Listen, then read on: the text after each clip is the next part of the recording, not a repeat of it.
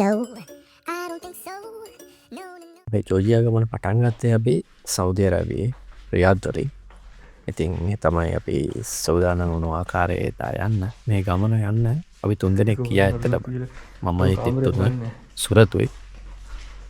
Jayasinghe mister Jayasinghe මගේ නම කියාගෙන කෑ ගහගෙන ආවේ දෙව්දුන්. මම ලේස්තිලා දික්ලා බලන්න. මේ ඉන්නේ සුරත්. මේ ඉන්නේ දෙව්දුන්. මේ ඉන්නේ බව. ඉතින් මේ දා උදේ අපි යන්න කලින් පිටත් වෙච්ච ආකාරය. රියාද් එයාපෝට් එකෙන් අපේ ෆ්ලයිට් එක තිබුණේ උදේ 6 ගානට. ඉතින් ඔයගොල්ලන්ට මුලින්ම ලස්සන view එකක් පෙන්නනවා අපේ දෙව්දුන්ගේ කැමරා එකෙන් කැප්චර් කරපු. ඒ වගේම මම මේ වීඩියෝ එකේදී ඔයගොල්ලන්ට කියන්නම් කොහොමද අපි වීසා නැතුව ජෝර්ජියාවට ගියේ කියලා. ඒ ජර්නි එක පටන් ගත්තේ රියාද් වල කින් ඛලීද් ඉන්ටර්නැෂනල් එයාපෝට් එකෙන්. ඒ වගේම අපි ජෝර්ජියා වලට යන්න යූස් කරපු එයාර්ලයින් එක තමයි ෆ්ලයිනස්. දැන් ෆ්ලයිනස් කියන්නේ සෞදි අරාබිය වල තියෙන ලෝ කොස්ට් එයාර්ලයින් එකක්. සාමාන්‍යයෙන් ගොඩක් ගණන් අඩුයි. අනිත් එක ෆ්ලයිනස් වල තියුණා රියාද් වල ඉඳන් ජෝර්ජියා වලට මුලින්ම ගියේ ටිබිලිසි කියන නගරයට. ඒකට ඩිරෙක්ට් ෆ්ලයිට් එකක් තිබුණා රියාද් ඉඳන්. ඒකෙන්ද අපි මේ එයාර්ලයින් එක තෝරගත්තා. ඉතින් අපි මේ ගමන දවස් 5කට තමයි ගියේ. දවස් 3ක් ටිබිලිසි ඉන්න බලාගෙන සහ දවස් 2ක් බටුම ඉන්න බලාගෙන. ඉතින් ඒ වගේම අපි ටිබිලිසි ඉඳන් බටුම වලට ට්‍රේන් රයිඩ් එකකුත් ගියා. ගොඩාක් ලස්සන. හිම පන්දු මැදින් ගංගා මැදි. ඉතින් ඒ වීඩියෝස් උත් මම ඔයගොල්ලන්ට ඉස්සරහට අරගෙන එන්න. අපේ ගමන පටන් ගත්ත හැටියෙම වගේ තමයි මේ. ඉතින් මේ යන්නේ රියාද් උඩින්.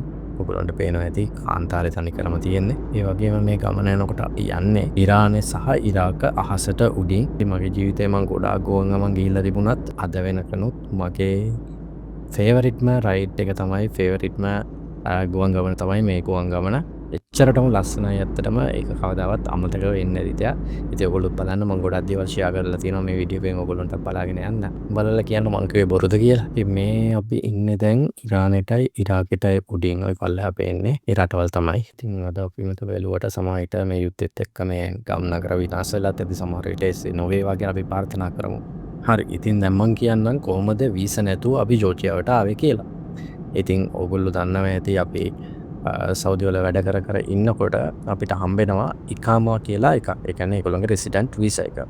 ඉතින් ඒ රෙසිඩන්ට් වීසා එක තියෙනවා නම් ඒක යූස් කරලා ඔයගොල්ලන්ට යන්න පුළුවන් මේ ජෝර්ජියා කියන රටට. ඔයගොල්ලන්ගේ පාස්පෝර්ට් එක මොකක් වුණා.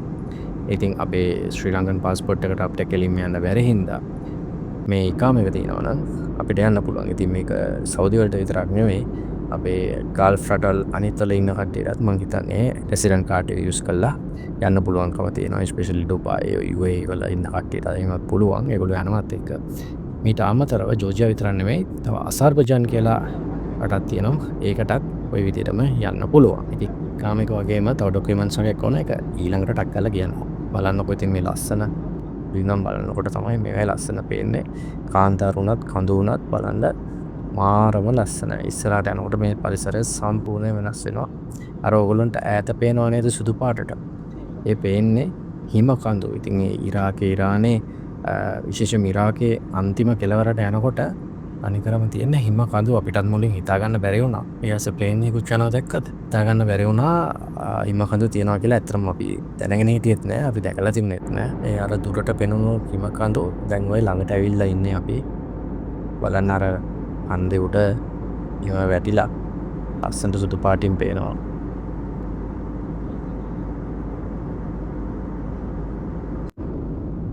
මේ හරියට එනකොට නම් තනිකරම හිම වලින් වැහිලා තියෙන මුළු පළාතම වගේ. අපි මුලින් හිතුවේ ඕක පේන්නේ ඔය ආයෙත් බලන්නකෝ ප්ලේන් දෙකක්ම යනවා.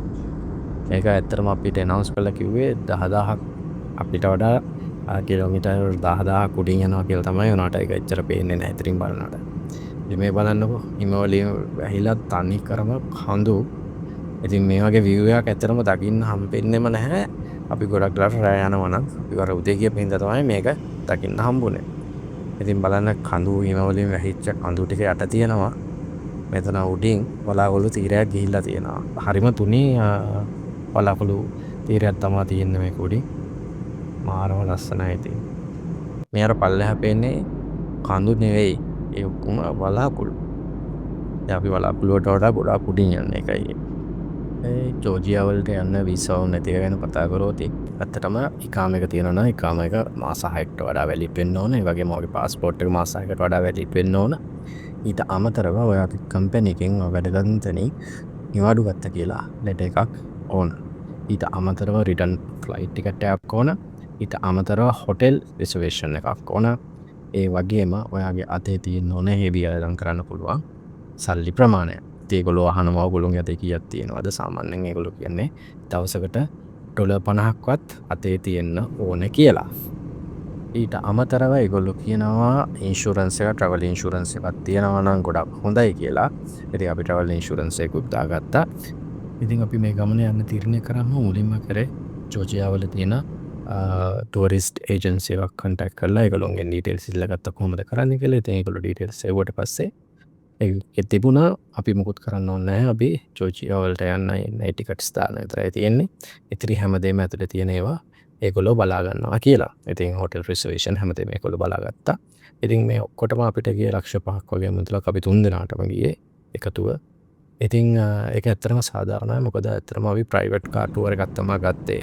අනිත් කට්ටියත් එක්ක නෙවෙයි ගියේ. අපි දවස් 4-5ම අපි ගියේ තනිකර ප්‍රයිවට් කාර් එකේ. අපි 3 දෙනෙක් විතරයි 3 දෙනා විතරයි හිටියේ. නැතුව ගෲප් එකක් නෙවෙයි ගත්තේ. සාමාන්‍ය අපි ගෲප් එකක් වගේ යනවා නම් ඊටත් වඩා ගණන් අඩු වෙනවා. ඉතින් ඔයගොල්ලෝ යන්න ඉන්නවා නම් ඒක පොඩ්ඩක් සලකලා බලන්න.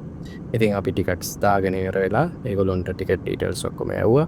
ඒගොල්ලෝ අපිට රිසර්වේෂන් ඩීටේල්ස් ඔක්කොම ඇව්වා. ඉතින් අපි ඒවා print out අරගෙන තියාගත්තා. ඉතින් ඊට පස්සේ මෙන්න මේක බලන්න ඔයගොල්ලන්ට පේනවාද මෙතන වලාකුළක් තියෙනවා. වලාකුළ යටින් ඔයගොල්ලන්ට පේනවා ඇති ඒකේ හෙවණැල්ල වැඩිලා. මුල් ප්‍රදේශම වැහිලා තියෙනවා ඒ හෙවණැල්ලේ. ඒ වගේ දෙයක් සාමාන්‍යයෙන් ලේසියකට දකින්න හම්බෙන්නේ නැහැ. දැන් මේ බලන්නකො මෙතනත් මාරම ලස්සන view එකක් තියෙන්නේ. ඉතින් මට නම් ඇත්තටම තාමත් මේ view එකට ගන්න view එකක් වෙන කොහෙවත් යනකොට හම්බෙලා නැහැ. ඇති මම ගියපු එක route එක මට හම්බෙලා නැහැ. ඉතින් ඔයගොල්ලන්ට පේන්නේ නැති මේ මෙතන මේ කලාකුළු යටින් ඒ තියෙන කඳු වස්සේ සමහර තැන්වල ගම්මානක් තියෙනවා. මේ වගේ තැන්වල බලන්න සමහර තැන්වල ගංගා තියෙනවා, පාරවල් තියෙනවා, මේ ගම් තියෙනවා, ඒ ගොඩනැගිලි තියෙනවා. ඉතින් දැන් ඒ ඔක්කොම ඉවර වෙලා දැන් අපි ඔන්න ජෝර්ජියා වලට ගොඩ බහින්න හදන්න.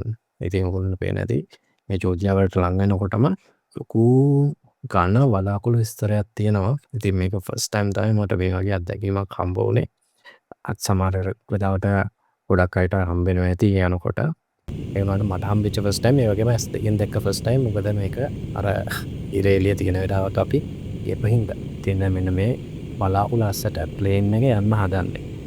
ඉතින් මේක ඇත්තටම විනාඩි 5ක් විතර ගියපු ගමනක්. මම මේක මේ ෆාස්ට් ෆෝවර්ඩ් කරලා ඕනම දාන්න. ඉතින් ඔය පස්සේ විනාඩි 5ක් විතර යනවා. මුළු කිසිම දෙයක් පේන්නේ නැහැ. ඒ ගිල්ල අපි බලාගෙන ඉඳලා පොය ලාංකාරි ගොඩබිම පේන්න මතුවේයි කියලා. ඉතින් මේ වගේ ඉතින් බලාගෙන ඉන්න තියෙන විනාඩි 5ම ප්ලේන් එක ඇතුලේ කිසිම දෙනෙක් හැලෝන් මනුන් නැහැ. ඉතින් බලාගෙන ඉන්න අය ටික පේන්නේ නැහැ. ගිල්ල කොහොමරි ඔන්න යන්තම් මේක දැක්කම ලවයි එන්නට ලේ ටිකක් ඉන්නේ. ඉතින් ඒ එක්ස්පීරියන්ස් එක නම් කවදාවත්ම අමතක වෙන එක්ස්පීරියන්ස් එකක් නෙවෙයි. ඉතින් මේ දැන් ඔයගොල්ලන්ට වෙන්නේ ජෝර්ජියා වල ෆස්ට් ලුක් එක අපි දැක්ක ෆස්ට් ලුක් එක. ඒක ඔයගොල්ලන්ටත් ඒ විදිහටම බලා ගන්න පුළුවන්. ඉතින් ඔයගොල්ලන්ට පේනවා ඇති මේක කාන්තාරයයි වනාන්තර ප්‍රදේශයයි නිකන් අර එක මැදි ප්‍රදේශයක් වගේ. ඒ කියන්නේ කොළ පාටක් යන්තම් තියෙනවා. ඒ වගේම කාන්තාර පෙනුම යන්තම් දෙනවා. මේගොල්ලෝ වෙන ටික ගඟක් යනවා මෙදින්. ඉතින් මම මේ ටික වීඩියෝ එකකට දැම්මේ ඇත්තටම මම වගේම තවත් උඩ ඉඳන් පරිසරය බලන්න ආස කට්ටියට බලා ගන්න. ඉතින් ජෝර්ජියා වල ප්‍රදේශයම බලා ගන්න පුළුවන් ඔයගොල්ලන්ට මේ හරිය මේ වීඩියෝ එකේ. මම ෆාස්ට් ෆෝවර්ඩ් කරලා යවුවා. ඔයගොල්ලන්ට බලා ගන්න පුළුවන් ගොඩක් දේවල්. ඉතින් ඔයගොල්ලන්ට පේනවා ඇති මේකේ තියෙනවා ගොඩක්ම ෆාම්ස් එහෙම හතලා මොහෙම ඔයගොල්ලන්ට බලා ගන්න පුළුවන්. මේ ලොකු බිල්ඩින්ග්ස් එහෙම ලොකුවට පේන්නේ නැහැ. මේ හරිය ඇතුළට සමහර විට සිටි සෙන්ටර් එක ඇතුළට වගේ යනකොට බලා ගන්න පුළුවන් ඒවි. හැබැයි අර යුරෝපයේ අනෙක් දියුණු නගර වගේ නා ලොකුවට බිල්ඩින්ග්ස් මෙහෙ තිබුණේ නැහැ. ඉතින් මේ අනිත් පැත්ත view එක මගේ යාළුවා දෙවදුන් තමයි මේ ටික වීඩියෝ කරේ. ඉතින් ඒ පැත්තේ ඔයගොල්ලන්ට බලා ගන්න පුළුවන් ගෙවල් ගොඩක් තියෙනවා. ඒ වගේම ෆාම්ස් ගොඩක් තියෙනවා. හරි. ඉතින් දැන් ඔන්න අපි ගොඩ බහින්න තමයි යන්නේ ජෝර්ජියා වලට. ජෝර්ජියා වල ටිප්ලිස් වල තියෙන ඉන්ටර්නැෂනල් එයාපෝට් එකට තමයි අපි ගොඩ බහින්න යන්නේ. ඉතින් මේක තනිකරම කඳු පන්තියකින් වට වෙච්ච එයාපෝට් එකක්. ඉතින් ඔයගොල්ලන්ට බලා ගන්න පුළුවන් ඒවි. ඔන්න දැන් අපි ටච් ඩවුන් කරා. ෆ්ලයිනස් ලෝව එකත් ඔයගොල්ලෝ බලාගන්න පුළුවන්. ඉතින් පොඩ්ඩක් දෙදරනවා මේ වගේ දෙවනි ගමන බජට් ෆ්ලයිට් වල කියපු මේ ඉස්සෙල්ලා ෆ්ලයි ඩුබායි එක ගිහිල්ලා තියෙනවා. ඒ සාමාන්‍ය බජට් ෆ්ලයිට් පොඩි ඉඳා ඒක දෙතුරුන් ගතිය පොඩ්ඩක් වැඩි අනිත් ලොකු එයාක්‍රාෆ්ට් වලට සාපේක්ෂව. ඉතින් ඔයගොල්ලන්ට බලාගන්න පුළුවන් මේ තියෙන්නේ ඉන්ටර්නැෂනල් එයාපෝට් එක ටිබ්ලිසි වල නැත්නම් ජෝර්ජියා වල තියෙන මේන් සිටි එකේ තියෙන ඉන්ටර්නැෂනල් එයාපෝට් එක ඔයගොල්ලන්ට බලාගන්න පුළුවන් රැයට තනිකර කඳු පන්තියක් තියෙන. ඉතින් මේ මුළු නගරෙම කඳු පන්තියකින් වට වෙලා වගේ තමයි හැදිලා තියෙන්නේ. ඉතින් මේකේ සාමාන්‍යයෙන් පොඩ්ඩක් පිසි එයාපෝට් එක. මේක පොඩක් ටූරිස්ට්ලා එනවා මේගොල්ලෝ කියන විදිහට අවුරුද්දට 2.4 මිලියන් 3 මිලියන් වගේ අතර ප්‍රමාණයක් අවුරුද්දට විසිට් කරනවා කියලා තමයි කියන්නේ ටිබ්ලිසි වලට එහෙම නැත්නම් ජෝර්ජියා වලට. ඒ සාමාන්‍යයෙන් මෙහෙට එනවා ගොඩක්ම යුරෝප් වල ඉඳන් බජට් එයර්ලයින්ස් එනවා. ඊට අමතරව අනිත් පැත්තෙන් ගත්තොත් ෆ්ලයිනස් වගේ එනවා, ෆ්ලයි ඩුබායි වගේ එනවා. ඊට පස්සේ තව ටර්කිෂ් එයර්ලයින්ස් වගේ එනකොට මොකලන්ට බලාගන්න පුළුවන් ටර්කිෂ් එයර්ලයින්ස් නාත්තල තියෙන එහා පැත්තේ. වගේ ඊළඟට තියෙන්නේ ඉමිග්‍රේෂන් ප්‍රොසෙස් එක. ඉතින් අර මම ඔයගොල්ලන්ට ඉස්සෙල්ලා කිව්ව ඩොකියුමන්ට් එක ඔක්කොම print outs අරගෙන වෙනම කවර් එක දාලා තියාගෙන යන්න. මොකද මේගොල්ලෝ මේක thoroughly check කරනවා. especially අපේ ශ්‍රී ලංකන් passport එක මේගොල්ලෝ සමහර කට්ටිය අහලවත් නැහැ, දැකලවත් නැහැ. ඉතින් ඒකින්ද ගොඩක් මේගොල්ලෝ check කරනවා. ඒකෙන්ද අර අනිත් ඩොකියුමන්ට්ස් ටික ඔක්කොම හොඳට තියාගෙන යන්න. අපේ ෆ්ලයිට් එකේ ආපු ඉන්දියන් එක්කෙනෙක්ව ආයේ හරවලා යවුවා. මොකද හේතුව කියලා දන්නේ නැහැ. මොකක් හරි ඩොකියුමන්ට් එකක් අඩුවේදී. ඉතින් හරවලා යවුවා. ඉතින් මේ ස්ට්‍රෙස් එක හින්දා අපිට ඇතුලේ වීඩියෝස් මොකුත් ගන්න ඕනේ නැහැ. අන්තිමට එළියට ඇවිල්ලා මේ පොඩි වීඩියෝ එකක් ගත්තේ. ඇත්තටම මේ ඩොකියුමන්ට්ස් ටික ඔක්කොම තියාගෙන යන්න මාර ස්ට්‍රෙස් එකක් දෙන්නේ. ඒගොල්ලෝ විනාඩි 30කටත් එහා පැත්ත මම හිතන්නේ අපි චෙක් කරලා ප්‍රශ්න අහලා එක අරගල්ලා තමයි අන්තිමටම සීල් එක ගහුවේ. ඉතින් මේගොල්ලෝ අපි වීසා නැති වුණාට දැන් ඔන්න රයිවල් වීසා තමයි හම්බෙන්නේ. ඉතින් ඒ වෙලාවට ඒගොල්ලෝ ඒකේ ස්ටැම්ප් එක ගහනවා පාස්පෝර්ට් එකේ අපේ. ඉතින් මේක තමයි ටිබ්ලිසි වල එයාපෝට් එක. ඉතින් ඒක ගහලා නැහැ මේ රයිවල්ස් එකේ. මෙතන ඒගොල්ලෝගේ භාෂාවෙන් මම හිතලා ගහලා තියෙන ඉතින් අපිට ඒක තේරෙන්නේ නැහැ. කොහොම හරි අපි එයාපෝට් එකෙන් එළියට එනකොටම ඇවිල්ලා හිටියා අපේ අර අපි කතා කරගත්ත කම්පැනි එකකින් කාර් එකක් අපිට එවලා තියුණා. ඉතින් එයා ඇවිල්ලා හිටියා අපිව පිළිගන්න. ඉතින් එයා ඊට පස්සේ එතනින් අපිට SIM කාඩ් එකක් අරන් දුන්නා. හැබැයි අපි තුන් දෙනාටම එයා එක SIM කාඩ් එකක් අරන් දුන්නේ. අපි කතා කරගත්තේ එහෙම කියලා තමයි කිව්වේ. ඒකට අපිට හොඳට මතකයි අපි කතා කරගත්තේ තුන් දෙනාට තුනක් ගන්න. එනකොට අපි ඒ වෙලාවේ ආගියු කරන්න ගියේ නෑ. ඉතින් මෙතන එළියට ඇවිල්ලා දැන් අපි බෑගුත් ඇදගෙන යනවා. ඒ කාර් එක තියෙන දරට. ඉතින් මෙන්න මෙයා තමයි අපේ ගයිඩ්. ඇත්තටම සුපිරියටම ගයිඩ් වැඩේ කරා. කියන හැමදේම හොඳට කියලා දුන්නා අපිට. ඉංග්‍රීසිත් එයාට හොඳටම පුළුවන්. හොඳටම වැඩේ කරලා දුන්නා. අපි ටිබ්ලිසි හිටපු දවස්වල අපිත් එක්ක ඒ දවස් තුනම හිටියේ එයා තමයි. ඉතින් අපි හැමදාම එක්කන් ගියා මේ කාර් එකේ පරිස්සමෙන්. ඒ වගේම හැමදේම අපිට හොඳට කියලා දුන්නා. ඉතින් මෙතනින් පස්සේ ඔයගොල්ලන්ට වීඩියෝස් වලින් බලා ගන්න පුළුවන්. එයා අපිට හැමදේම එක්ස්ප්ලেইন කරනවා. ඉතින් අපි ලුන්දනා ඉන්නවා.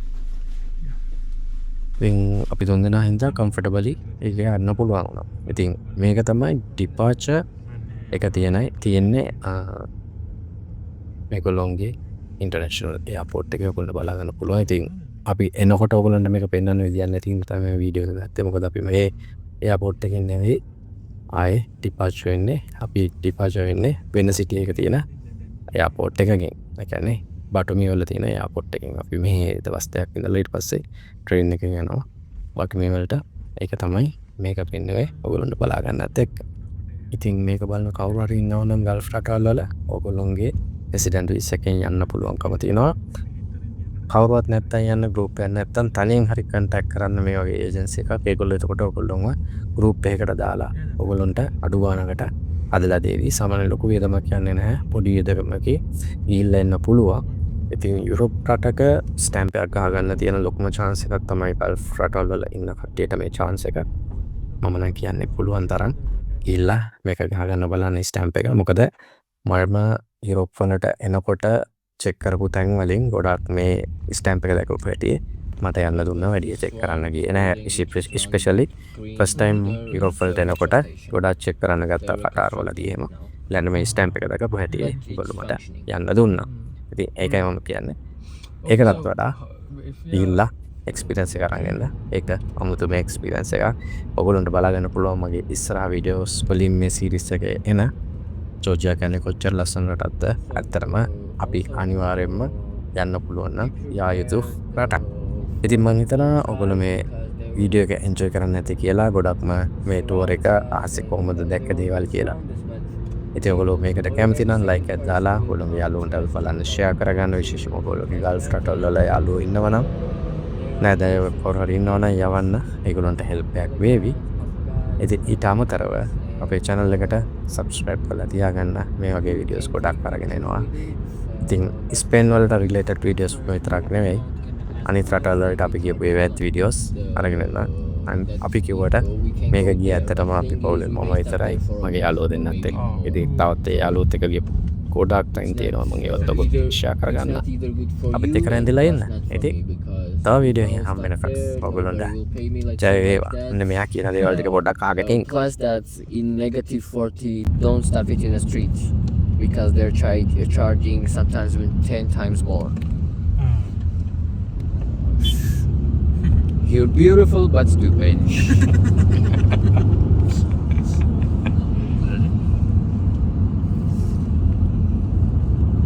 So this mushroom building is a justice house.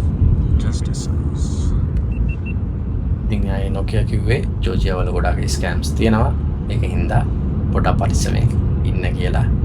අනිත් කට්ටියව විශ්වාස කරන්න යන්නේ නැතු. ඉතින් මේක ඕනම රටකට අදාළයි. ඉතින් ඔයගොල්ලෝ කොහේ හරි ගියොත් පරිස්සමෙන් එන්න. ඉතින් ජෝර්ජියා වල ඊළඟ වීඩියෝ එකත් ඉක්මනට අරගෙන එන්න. එතන ඔයගොල්ලෝ හැමෝටම ජය වේවා. මතක තෝ subscribe කරන්න. The statue of Mother of Georgia. I don't think so. No, no, no, no.